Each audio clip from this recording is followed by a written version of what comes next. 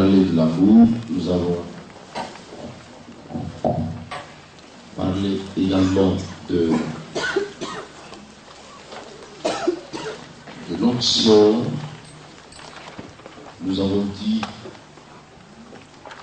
parlé de facteurs de l'onction dans la vie du croyant. Nous avons parlé de la valeur de l'onction. Je crois qu'aujourd'hui nous allons continuer. Nous avons encore plus de temps aujourd'hui, alors je crois que le Seigneur va nous aider à pouvoir épuiser notre programme suffisamment. 19h, quelques 20 moins. Je rends grâce à Dieu pour chacun de vous et je crois que les 2 jours passés, Dieu nous a fait du bien. Si tu as été béni, acclame le nom de Jésus.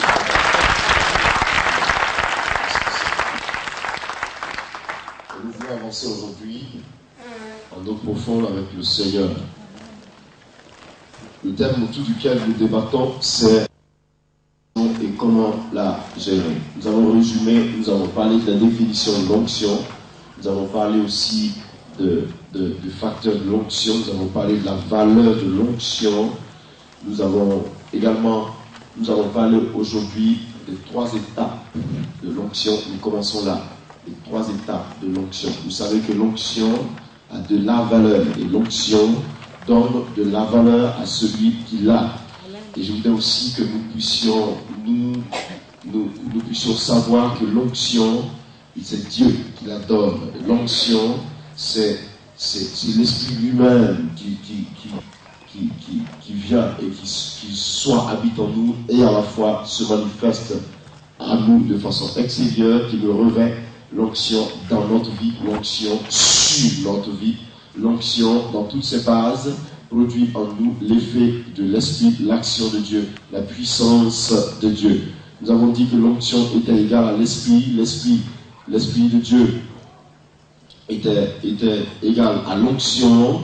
Nous avons dit aussi que l'onction c'était l'homme de l'Éternel. L'onction était également comme un vêtement que nous portons, une force que nous habillons, que Dieu lui-même nous habille, et que par l'onction tout était possible. L'onction donnait de la valeur à celui qui la porte. L'onction fait de celui qui la porte un homme extraordinaire. Donc l'onction fait de nous un point de Dieu qui signifiera mis à part. L'onction nous particularise. L'onction nous est attribuée en fonction du ministère ou alors de l'appel que nous avons de la part de Dieu. L'onction nous élève. L'onction, vraiment, l'onction et l'onction. Alléluia. L'onction est formidable. Vous voyez, l'onction est extraordinaire. Beaucoup de personnes n'aiment pas qu'on parle de l'onction. Cependant, vous savez que rien ne peut se faire dans le corps de Christ sans l'onction. Donc, que tu fasses, que tu veuilles, que tu ne veuilles pas, l'onction a une grande valeur et l'onction est nécessaire pour ta vie. C'est très important, mes amis. Même quand vous chantez, même en tout ce que vous devez faire, ou alors vous pouvez faire, l'onction a une grande valeur. Et regardez un peu encore l'onction. Hier, nous avons dit que l'onction il y avait 2 facteurs. Il y a le facteur intérieur de l'onction et le facteur extérieur de l'onction. Et aujourd'hui, nous allons poursuivre encore avec les 3 étapes de l'onction. Nous parlerons également du caractère de l'onction, c'est-à-dire quel est le caractère que détient l'onction. Je voudrais en parler afin que vous compreniez de façon plus ample ce que Dieu peut faire par vous. Vous allez voir que le Seigneur peut faire beaucoup de choses par vous. Je voudrais que nous commencions par le caractère de l'onction. Voyez, le caractère de l'onction, nous commençons par là et nous allons voir tout à l'heure les 3 étapes. Je préfère que nous commencions par le caractère avant d'atteindre les 3 étapes que l'onction détient. Regardez un peu, mes frères et sœurs. L'onction a un caractère. Vous allez me dire, mais un caractère, c'est un homme qui doit l'avoir. Comment une onction peut avoir un caractère? Effectivement, l'onction a un caractère. À partir du moment où l'onction, nous avons dit que l'onction était égale à l'esprit, vous voyez. Or, l'esprit a une personnalité. Si l'esprit a une personnalité, l'esprit est donc une personne. Alors, elle a donc un caractère. Bien. Donc, nous voulons toucher le caractère d'onction. L'onction a un caractère qui est très particulier. Premièrement, vous verrez que l'onction a un caractère renouvelateur.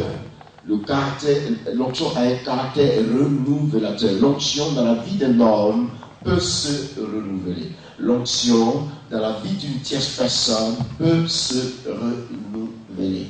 Regardez un peu, vous avez l'onction aujourd'hui, demain, cette onction que vous avez eue aujourd'hui peut se renouveler demain. Après-demain, elle pourra encore se renouveler. Et vous voyez, l'onction, dans ce caractère renouvélateur, vous pouvez comprendre que cette onction a toujours besoin, quand elle est restaurée en vous, elle fait de vous un homme qu'on ne peut pas comprendre, en ce sens que, aujourd'hui, vous vous comportez d'une façon, par exemple, derrière la chair, je peux être calme, tout l'occulte, tout le temps, je suis calme, je ne bouge pas, je ne fais rien, mais demain vous me voyez, je suis encore en train d'être quelque chose d'autre, je ne sais pas si vous me comprenez. C'est-à-dire, aujourd'hui je peux être calme, demain je suis... Ça, ce n'est pas votre problème. L'onction se renouvelle. Et vous pouvez comprendre qu'à chaque étape, à chaque prédication, à chaque action, à chaque manifestation du Saint-Esprit, l'onction cherche toujours à faire quelque chose de plus qu'au préalable. L'onction se renouvelle. En ce sens que j'aurais prêché aujourd'hui, je viendrai encore, je prêcherai demain. Vous me verrez chaque fois dans une dimension qui ne ressemble pas à la première gamme. Vous voyez, par exemple, là, il y a de cela 5 ans, je ne me comportais pas comme aujourd'hui. Et par exemple, vous changez de ville, vous prêchez à Paris, vous partez prêcher à Lyon, vous allez encore à Bordeaux, vous verrez que l'onction se manifestera, l'onction s'adaptera aux conditions de vie des gens que vous allez rencontrer, l'onction se manifestera toujours en fonction du terrain que vous avez en face de vous, soit que Dieu veut confondre, soit que Dieu veut glorifier son nom, soit que Dieu veut faire autre chose. En tout cas, l'onction aura toujours, elle se renouvellera toujours et s'orientera toujours en fonction du besoin que le peuple en face présente. C'est pour cela que vous verrez par exemple, vous allez par exemple dans un, comment on appelle ça, dans un pays où il y a beaucoup d'incrédulité. Vous comprenez? Vous allez dans un pays par exemple, les gens sont beaucoup incrédules, ils ne croient même pas en Dieu. Dieu va vous utiliser à une allure que jamais vous n'avez jamais vue. Pourquoi? Parce qu'il sait qu'il y a des incrédules sur le terrain où il vous a envoyé, et donc il voudra confondre, faire casser toutes ces incrédulités-là pour les détourner du mal et les amener à Christ. Vous voyez? Donc il opérera à une dimension qui dépassera même leur état moral incrédule. Vous comprenez? De sorte que la confusion soit produite pour les détourner du mal, les envoyer à Christ. Vous allez encore sur un territoire où les gens croient. Vous voyez, ils croient facilement en Dieu. Dieu se manifestera sur ce territoire-là d'une manière à ce que dans tous les cas, ça dit tous convergent vers le salut, c'est vrai, mais les dimensions vont différer à chaque étape. L'onction que vous verrez aujourd'hui sur moi, dans un an, vous ne la verrez plus. Elle va se renouveler. Et à chaque prédication, elle se renouvelle. À chaque prédication, elle se renouvelle. Elle vous donne une inspiration particulière. C'est elle qui se charge de vous inspirer la parole. Quand elle est là, elle vous inspire la parole. Je vous ai dit, elle rend sensible votre esprit. Hier, je crois, ou avant-hier, elle rend sensible votre esprit. Vous voyez, elle fertilise votre esprit. Pour que la parole vienne. Bien. Donc, l'onction, bibliquement démontrée, se renouvelle. Mais je voudrais vous aider à comprendre la base fondamentale du caractère renouvélateur de l'onction par rapport à la Bible. Allons dans la parole de Dieu. Suivez-moi. Si vous avez votre Bible, vous la prenez avec moi, vous prenez avec moi 1 Samuel chapitre 16. Bien. Je vais vous aider à comprendre le fondement de la parole. Pourquoi? Pourquoi l'onction est la puissance de Dieu, l'onction est renouvélatrice. L'onction renouvelle celui qui l'a et elle-même, elle se renouvelle. Bien. Vous avez trouvé 1 Samuel chapitre 15 et 16. Si vous avez trouvé 1 Samuel chapitre 16, vous prenez avec moi le verset 1, nous le lisons. Je lis pour vous et vous me suivez. L'Éternel dit à Samuel, quand cesseras-tu de pleurer sur Saül? Je l'ai rejeté, afin qu'il ne règne plus sur Israël. Remplis ta corne d'huile et va, je t'enverrai chez Isaïe, Bethlémite, car j'ai vu parmi ses fils celui que je désire pour roi. Bien. Apparemment, vous allez me dire, mais qu'est-ce que ce passage, c'est vrai, il a été fait mention d'huile, mais qu'est-ce que ce passage, mais je veux vous aider s'il vous plaît. Regardez un peu. Il dit, remplis ta corne d'huile. Or, le premier jour, nous avons dit que dans l'Ancien Testament, l'onction était symbolisée par l'huile, d'accord? On avait dit, était symbolisée par l'huile. Et Dieu dit ici, Samuel, prends ta corne et remplis-la d'huile. Or, vous savez que c'est dans cette corne qu'il a mis l'huile, sincèrement. Et avec cette huile-là, il est parti à Bethléem. Et arrivé à Bethléem, Dieu a fait le choix du roi qu'il avait choisi, qu'il avait désigné pour lui. Mais à la fin, Dieu dit à Saül, oins-le, voyez, oins-le d'huile. Oins-le, car je l'ai choisi. Écoutez bien la parole. Il dit, oins-le, car je l'ai choisi. Et Samuel tira cette huile-là. Donc il se servit pour oindre David. Il tira cette huile de la corne. Maintenant, vous allez me dire, mais quel rapport il y a entre l'huile et la corne? C'est très significatif. Bien. Revenons un peu sur terre. Prenez un peu. Tirez-lui une corne. D'accord? Quand vous prenez la corne, quand vous regardez dans la corne, c'est vrai, elle est solide.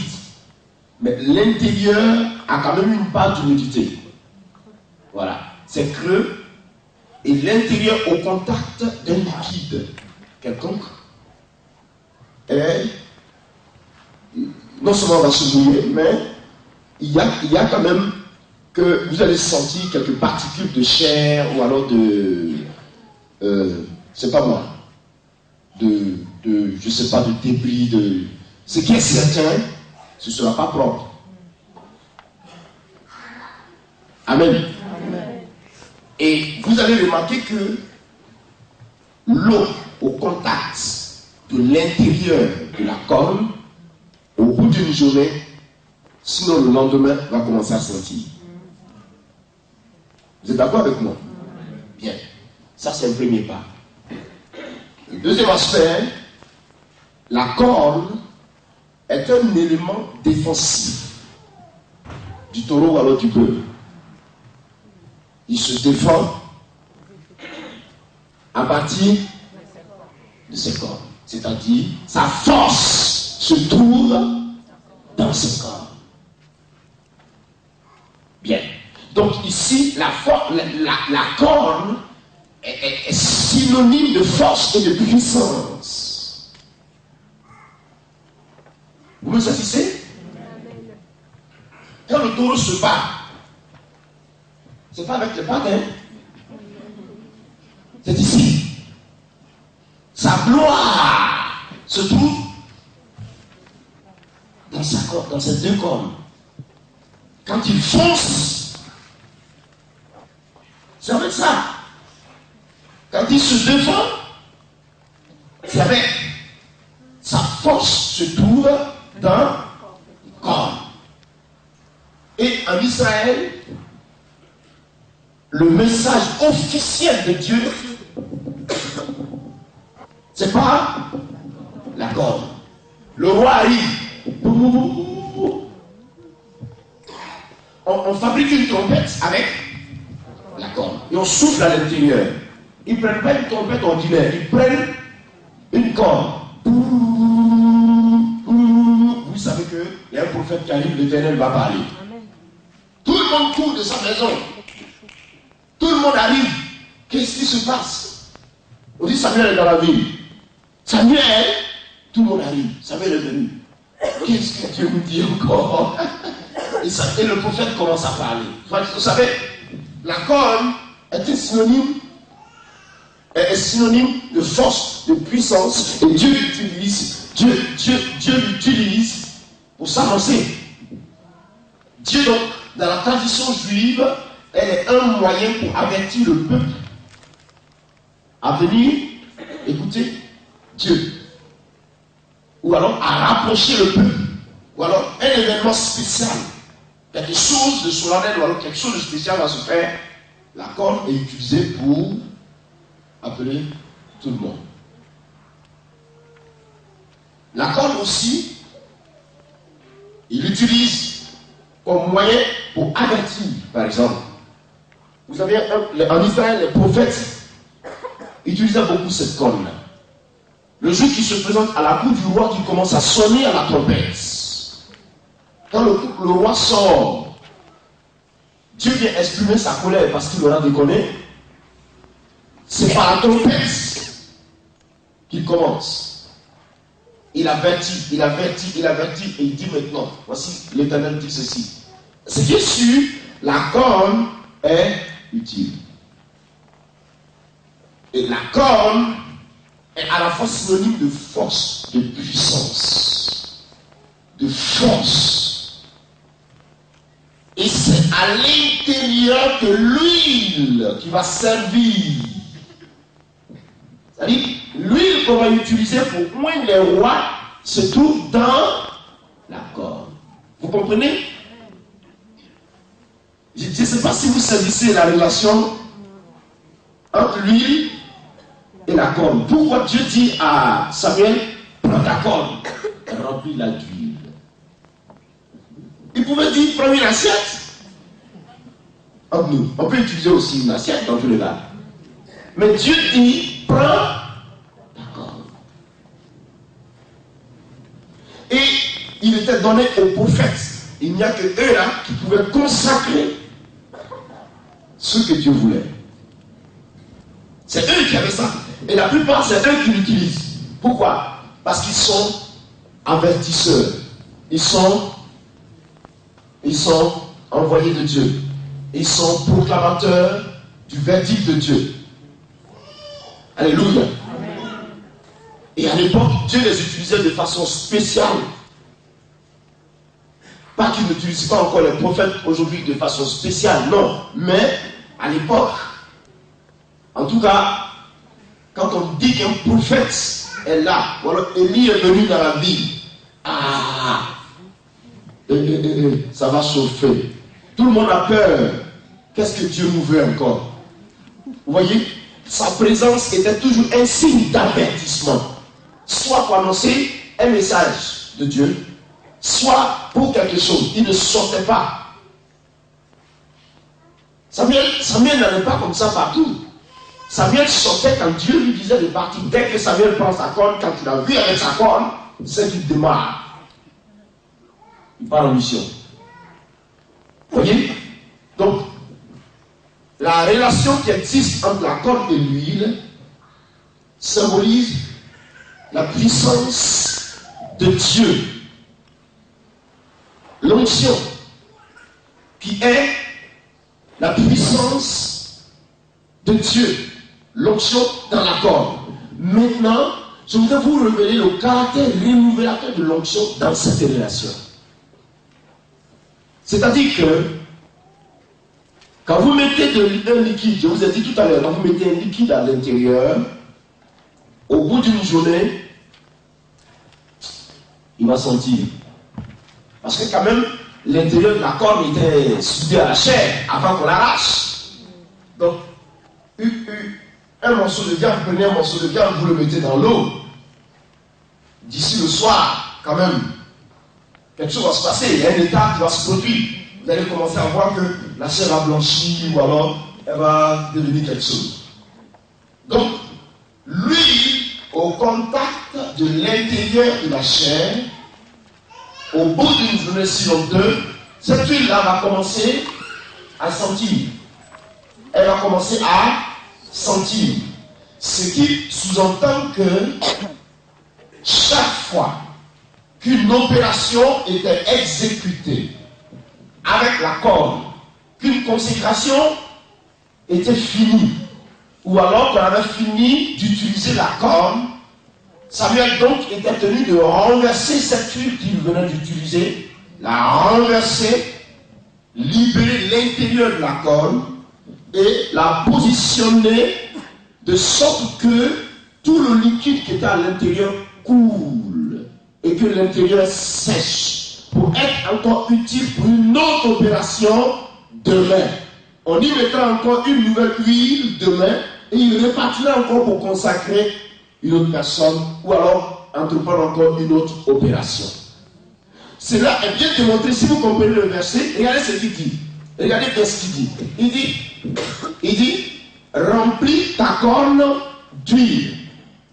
Vous comprenez? Il n'a pas dit, prends ta corne. S'il disait, prends ta corne, ça dit que déjà lui, il était déjà à l'intérieur, c'était arrêté là. Il prend, il s'en va. Mais il dit, remplis ta corne d'huile. Ce qui nous montre qu'avant même qu'il aille la prendre, la corne est vide. Je me fais comprendre? La corne est vide. Il ne la gardait jamais en contact d'un liquide. Donc, quand il prend la corne, qu'il met le liquide là-dedans, c'est qu'il entreprend une mission tout de suite. L'onction, expression de puissance. La corne qu'il prend, il met lui là-dedans, la force. Il va établir. Il va transposer l'autorité, investir l'autorité de Dieu sur quelqu'un. Et il prend la corne. Il y met de l'huile. Demain, il va entreprendre une autre opération, elle est toujours vide. Il y met de l'huile et il part. Quand il finit, il la libère. Il la vide. Il la pose pour que l'intérieur sèche. Ce qui signifie que Dieu vous aura utilisé aujourd'hui. Vous allez vous reposer. Demain, l'Esprit viendra encore vous renouveler pour l'opération en face de laquelle vous vous trouvez. Et à chaque action, l'onction sera renouvelée. À chaque action, l'onction sera renouvelée. À chaque action, l'onction sera renouvelée. Et c'est comme ça que Dieu partira avec vous de dimension en dimension, de dimension en dimension, chaque jour de votre vie. Vous avez compris? Amen. Vous avez bien saisi le sens du renouvellement de l'onction sur la vie des morts. C'est ça. L'onction se renouvelle. Vous remarquez, le premier jour est un peu différent d'hier. Vous n'avez pas suivi ça? Ce soir encore, ce sera plus terrible que hier. Vous n'avez jamais remarqué? Vous n'avez pas remarqué que quand nous tenons les croisades, le premier jour a un certain accent, le deuxième jour a un autre accent, le troisième jour a un autre accent, le quatrième jour a un autre accent. Je vous donne un conseil. Si vous voulez que Dieu se manifeste au plus haut niveau avec vous, si vous avez l'onction, que vous commencez une croisade, ne faites pas les croisades d'une seule journée. Voulez-vous voir la gloire de Dieu à un plus haut niveau? Faites des croisades de 4, 5, 6, 7 jours. Ou bien vous prenez toute la semaine. Mais les croisades d'une seule journée, c'est vrai, l'esprit agira, il y aura effet. Mais il y aura quelques limites. Mais le long, en 3, 4, 5, 6 jours, 7 jours, le témoignage donnera naissance à un appel quelque part. Vous comprenez? Et plus le témoignage donnera naissance à un appel, plus Dieu aussi se chargera de cet appel-là pour honorer sa présence dans la vie de ceux qui viennent vers lui. Chaque jour qui passe, l'onction s'amplifie. l'onction sanctifie. Elle se renouvelle. Remarquez-le, vous allez voir. Et vous allez peut-être remarquer qu'il y aura une action différente ce soir. Certainement. Moi, je ne sais pas ce qui va se passer. Mais il y aura certainement une action différente. Et elle est compatible à la volonté de Dieu. C'est-à-dire, elle intervient comme Dieu veut. C'est ça. Quand on a fini la croisade, ici, que nous sommes allés en Angleterre, ici c'était une croisade ouverte. Ouverte. Où des guérisons, des miracles se produisent, tout ça en un laps de temps. Béni soit le nom du Seigneur. Amen. Nous sommes partis en Angleterre. Nous avons commencé la première semaine une croisade ouverte. Mais la deuxième semaine, l'Esprit m'a rabattu sur l'enseignement typiquement. Je n'ai pas compris. Ah, tu peux même pas dire Jésus est né à Jose, à Bethléem.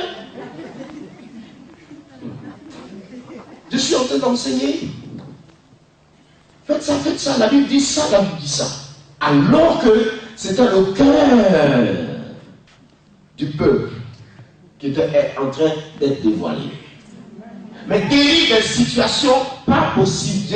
Je vous dis, des situations pas possibles. Les gens ils quittent l'enseignement, ils s'en vont à la maison se réconcilier avec leur femme. Ils quittent l'enseignement, ils vont à la maison demander pardon à ceux auxquels mais toutes sortes de choses, des familles rétablies, des églises transformées.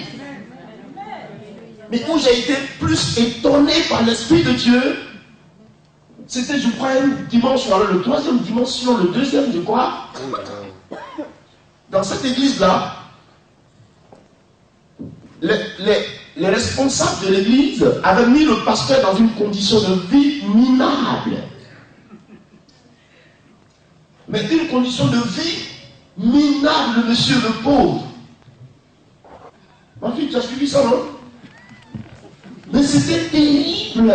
Quand j'ai appris ça après, la nuit j'ai pleuré, j'ai dit, mais c'est pas possible. Comment je suis devenu? Et moi je prends Ananias et Saphira.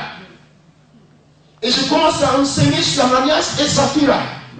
Et des mots sortent de ma bouche qui désignent exactement ce qui se passe dans l'église. Où j'étais en train de prêcher pour dire, autant les Saphira et Ananias, ils ont volé Dieu. Et aujourd'hui, dans nos églises, nous volons Dieu. Et j'étais en train de dire, de fois vous rentrez dans une église, les responsables sont ceux-là même qui gèrent le foyer du pasteur, ils gèrent sa nourriture, on lui fait un calcul, bon, aujourd'hui, donnons-lui 20 livres pour la nourriture, 30 livres pour son courant et son eau, 15 livres, bon, pour ses petits déplacements, et puis bon, ça suffit comme ça. Alors que c'était exactement ça. Et puis les sommes exactes. C'était terrible. Les sommes exactes, comme si on avait dicté ça. Le pasteur tremblait comme ça, derrière la chair. Et l'autre qui vient lui dire, qu'est-ce qui se passe? Ce gars-là, il a l'œil de Dieu. Et le pasteur commence à se concerter. Quel est ce type-là? Apparemment, je ne sors pas. Je suis dans la chambre toute la journée. Quand je sors, c'est qu'on est venu me chercher pour aller à la prédication. Quand j'ai fini, je retourne dans ma chambre. Je n'écoute personne. Je m'en vais écouter le Saint-Esprit. Demain, qu'est-ce que tu veux que je fasse? Là, je viens de mon centre d'hôtel. Quand j'aurai fini, je rentre là-dedans. C'est fini, à demain. Et je vous en prie, les sommes exactes. Les responsables de l'église étaient fâchés. Et même quelque chose qui m'a épaté. 2 personnes étaient dans l'église. Pendant que je suis en train de dire, même quand vous venez donner à Dieu, vous calculez ce que vous voulez donner à Dieu. Et vous discutez en route. L'autre dit à son ami, toi tu vas donner combien? Et l'autre dit, toi tu vas donner combien? Et j'étais en train de sortir ça. Et l'autre dit, moi je vais donner 10 livres. Et l'autre dit, non, les 10 livres là, c'est trop. C'est pour nourrir le pasteur, je vais donner 5. Et c'était exactement la discussion qui venait de se produire dans la rue avant qu'il n'entre dans la salle. C'est pas possible. Je vous dis que ce n'est pas possible. Les deux jeunes gens ont commencé à transpirer froidement. Ils ont transpiré. Les gars disent, vu là. Le monsieur là.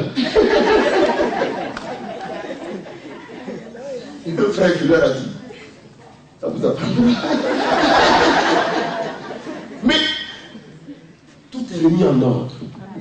Est-ce que tu sais qu'il a une voiture maintenant? Le pasteur a une voiture en ce moment. Sous l'ordre, il a une voiture en ce moment. Et même ce qui était encore étonnant dans l'enseignement, je disais, vous savez, quand vous faites ça, à Londres ici, ou alors quand l'église ou les chrétiens se comportent de la sorte, n'oubliez pas une chose, c'est que chaque chose a son temps. Celui qui aura marché aujourd'hui, qui aura fini les talons de sa chaussure, demain, dans la rue, il va te regarder aussi. Et il va passer. Parce que vous voyez votre pasteur, par exemple, qui n'a rien, il marche. Il dit, oh, peut-être même que le gars a une seule veste. Et il porte la seule veste tous les jours. Vous le voyez pendant qu'il pleut, vous dites, ah, pasteur, comment ça va? À demain. Et puis vous tirez votre voiture.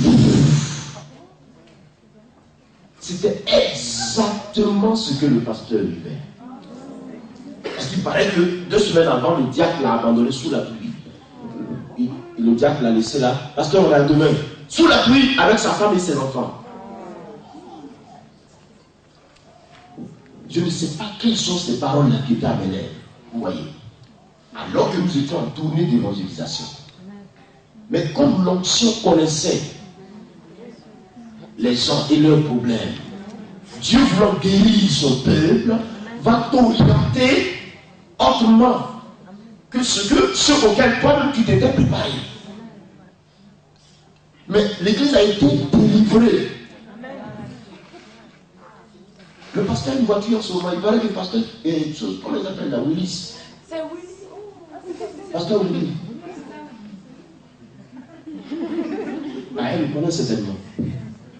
Tu le connais? Oui. Il a une voiture comme aujourd'hui. Il roule en voiture. Mais le monsieur, trois jours après, on s'est retrouvés, les pasteurs sont retrouvés, ils m'ont appelé. Mais le pasteur lui tremblait comme ça, jusqu'à 1h du matin. Il dit non. Je n'ai jamais vu une aussi grande décision de Dieu. Il dit de toute ma vie, il dit c'était terrible. Je dis que c'était terrible, c'est pas possible. Dis-moi, comment tu marches avec Dieu, toi? Dis-moi un peu. Quelle est cette affaire que tu as, la complicité que tu as avec Dieu? Tu es venu ici à Londres, on ne t'a même pas rendu visite. Personne ne va te voir. Eux-mêmes, et tous, ils savaient que je ne recevais personne. Mais quelle est cette précision de Dieu? Même les chiffres. Donc, l'onction, vous savez, l'onction, quelquefois, ce que vous avez préparé, vous êtes venu, l'onction connaissant les cœurs, vous oriente autrement. Pour guérir la vie. Laissez-vous faire. Laissez-vous faire. Alléluia. L'onction se renouvelle. Vous verrez à des jours beaucoup de miracles de guérison, beaucoup. À d'autres réunions, il n'y a que 2, 3, 4 personnes guéries. Ne vous attristez pas. C'est le plan de Dieu. Amen. Laissez ça comme ça. Demandez-moi, je sais ce qui se passe. J'ai été fouetté par le Saint-Esprit. Et depuis ce jour, j'ai été délivré. Oh, On ne joue pas avec Dieu. Dis à ton ami, ne joue pas avec l'esprit. Tu veux une croisade? Je prêchais une femme qui avait une faute, la folie, 15 ans. Elle a été guérie de paralytique, 13 ans, 14 ans, 15 ans. Et un petit jeune homme de 15 ans était muet et sourd. L'enfant, j'ai tout fait. Il ne guérit pas. Ah, il a dit, Seigneur, c'est quoi? Tu as guéri même les folies, tout ça. Et c'est ça qui est une assiduité. Je lui impose de au nom de Jésus, viens ma fille. Il a demandé comment ça se passait. Il dit au nom de Jésus. Est-ce que muet sourd sort? Ferme tes yeux. Il ne réagit même pas. Il dit ouais, c'est que ceci. Il attrape ici. Au nom de Jésus. Il vient. Et qu'est-ce que c'est ça? Il dit merci pour ta grâce. Ouh la maman, c'est comment on y a maman. Je lui dis encore. Au nom de Jésus. Il vient. C'est quoi ça? Je me suis attristé. Tu fais à la maison, je suis triste. Je me prosterne devant Dieu pour faire ma prière. Il lui dit merci, mais je ne suis pas content. Tu as guéri tout le monde et tu as laissé le tout petit. Dieu s'est fâché contre moi. J'ai souffert cette nuit-là. Oh, quel enseignement je n'ai pas reçu ce jour-là. J'étais délivré au même instant. Dis à ton ami, joue pas avec l'esprit.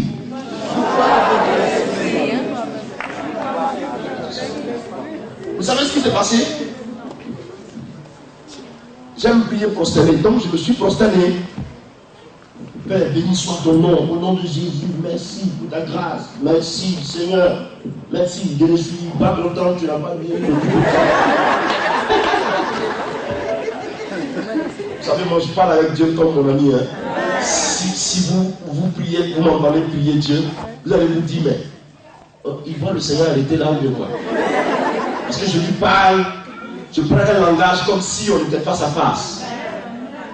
Donc, mon front a cogné le sol. Bon, je pensais que c'était par maladresse, quoi. Voilà, donc pour moi, c'est par maladresse, je continue ma prière. Je prie.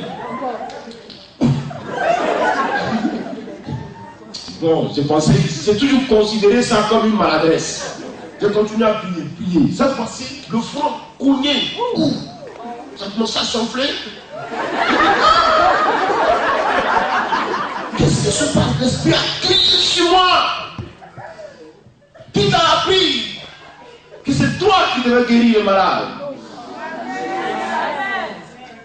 De toi et moi, qui est le maître de qui? Car tu as t'attristé parce que je n'ai pas guéri cet enfant. Je fais ce que je veux, comme je veux, quand je veux. Ah! Je me suis abaissé, il dit, chef, pardon, chef. Pardon, il ne faut pas m'enlever la vie, Et puis je ne veux plus faire ça. Dieu est une personne. Dieu est une personne. Apprenez à communiquer avec lui comme ça. Votre papa. Dieu est une personne qui t'a appris que c'est toi qui guérissais les malades. Quand l'esprit m'a sermonné, tu ne penses pas que toi-même tu peux tomber malade. Que Dieu a besoin de moi pour guérir. Je fais comme je veux. Il m'a sermonné. J'ai pleuré, je me suis repenti. Pardon, chef, ne m'enlève pas la vie, pardon. Prends ta gloire, fais ce que tu veux. Pardon. Depuis ce jour-là, j'ai fait une croisade, que tu sois guéri. Que tu ne sois pas guéri, ça ne fait pas mon problème.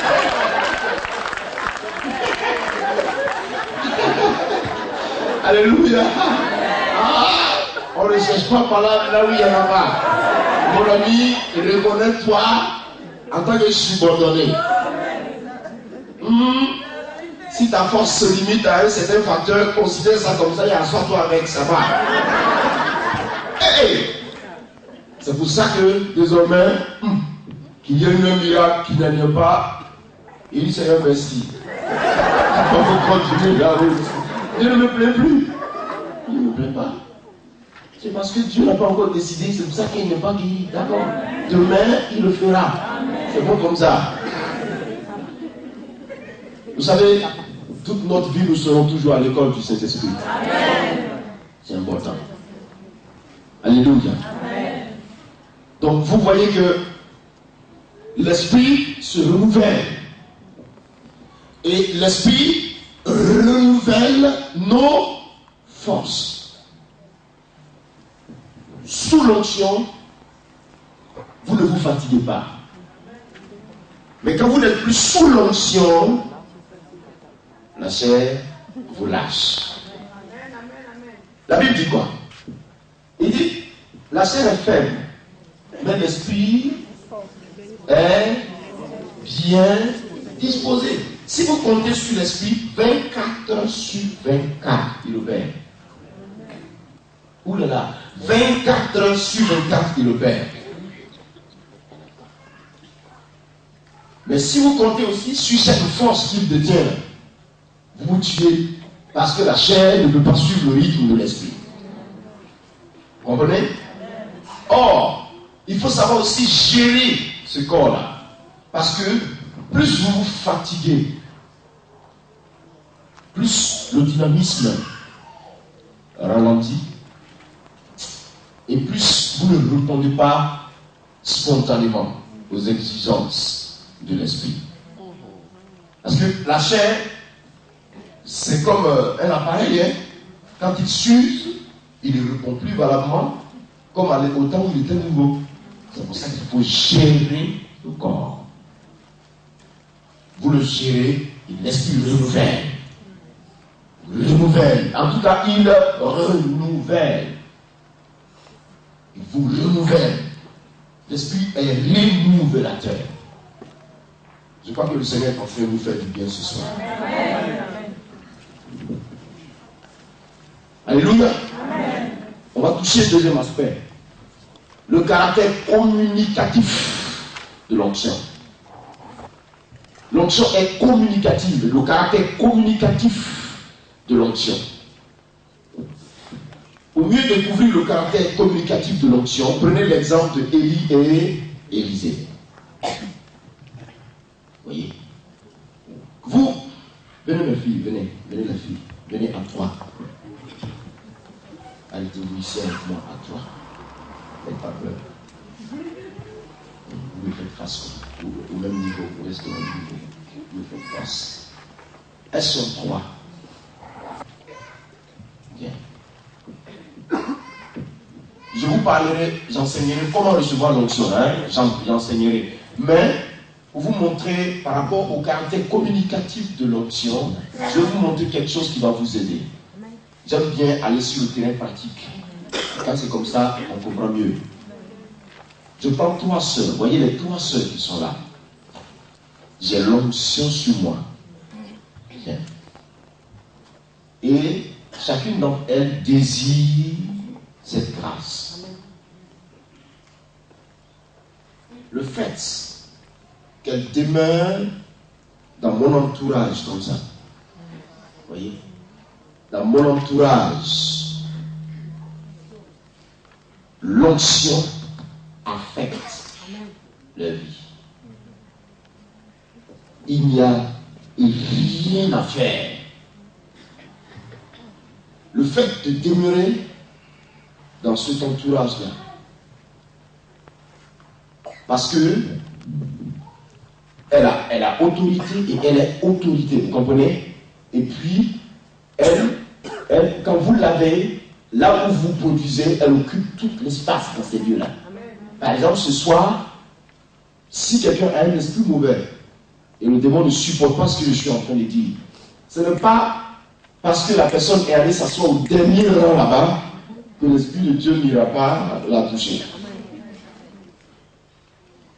Parce que l'onction soutient la parole et opère partout. Si nous étions 10 000 personnes, l'Esprit agirait au compte de 10 000 personnes ce soir. Si nous étions 200 000 personnes, il agirait exactement au compte de 200 000 personnes ce soir. Peu importe le nombre que vous êtes, ce n'est pas son problème. Il fait son travail.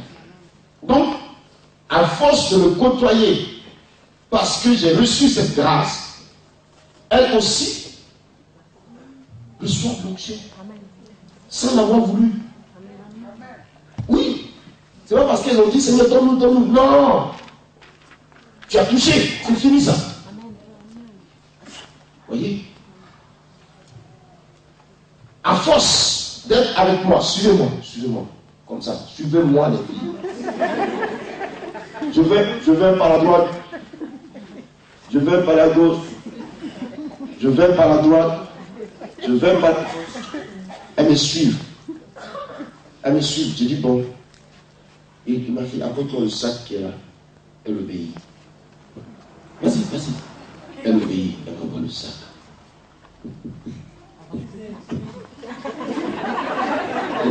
Dépose ce sac là. Elle obéit. Comme ça. Vous savez, si vous voulez que Dieu vous utilise, il faut être humble, ça va aller. Vous voyez, un conseil, hein, elles écoutent. Suivez-moi bien, hein, elles écoutent. Et puis, bon, déconne un peu, il faut déconner. Voilà, déconne un peu. Voilà, maintenant viens. Pourquoi tu déconnes comme ça? Non, ça ne se fait pas, ce n'est pas de Dieu ce que tu viens de faire, c'est pas comme ça. Elle se tait. Ça lui fait mal. Elle se tait. Et puis elle accepte les reproches.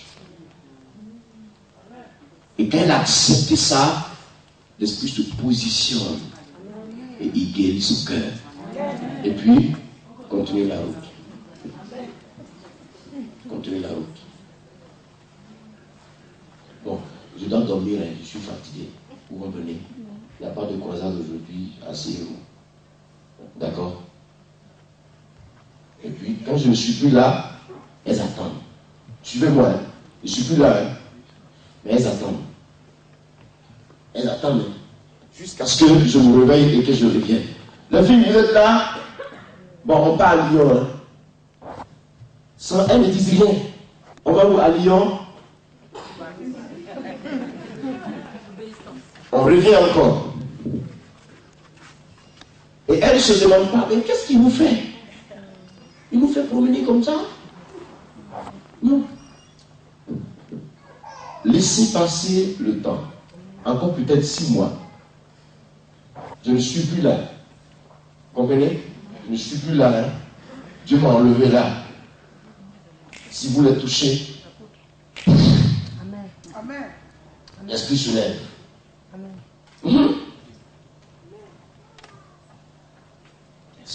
L'esprit, je ne suis plus là. Mais elle vient se produire. L'esprit va agir exactement selon qu'il a fait par ma vie. Amen. Transmission de Jésus aux apôtres. Amen. Transmission de Élie à Élisée.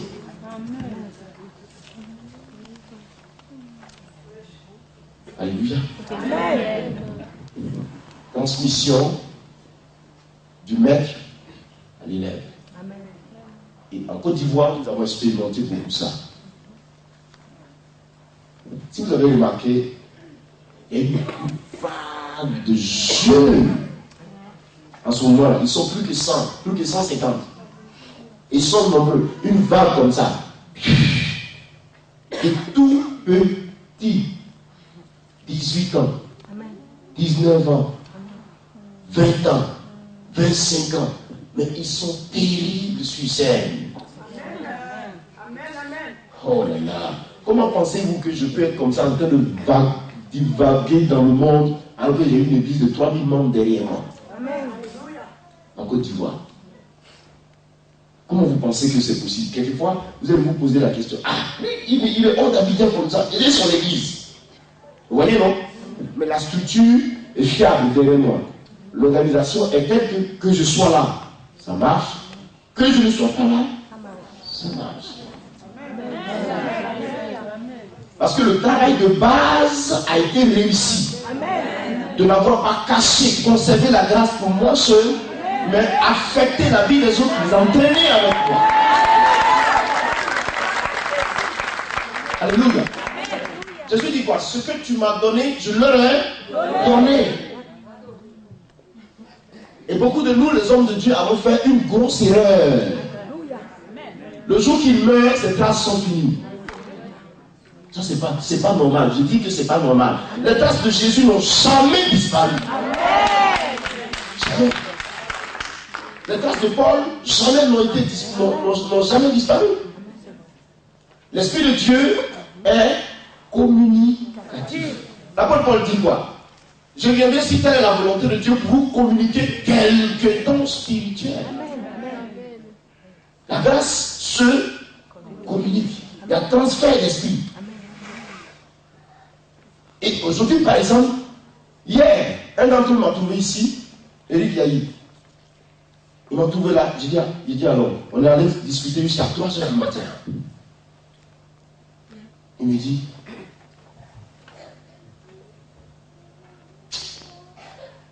j'ai envie de pleurer. Dis-moi. Il dit non. Ce n'est pas possible. Je suis venu te remercier d'avoir obéi à Dieu et d'avoir affecté nous autres notre vie. Je ne pouvais pas comprendre pourquoi tu étais aussi dur avec nous. Je pensais que tu avais la haine contre nous. Mais aujourd'hui, qu'est-ce que je peux faire? Vous savez ce qu'il me dit? Il dit aujourd'hui je suis. S'il te plaît, s'il te plaît, s'il te plaît. Dieu m'a fait du bien au travers de toi. Amen. Il dit non, l'Esprit de Dieu. Il dit, calme-toi. Parce que je suis très sévère avec eux. Très, très, très sévère. Si vous vivez avec moi, ce n'est pas facile. Ma femme est fatiguée. Si vous êtes prophète de Dieu, on ne vous comprend pas. Vous êtes bizarre. Ils sont difficiles à gérer.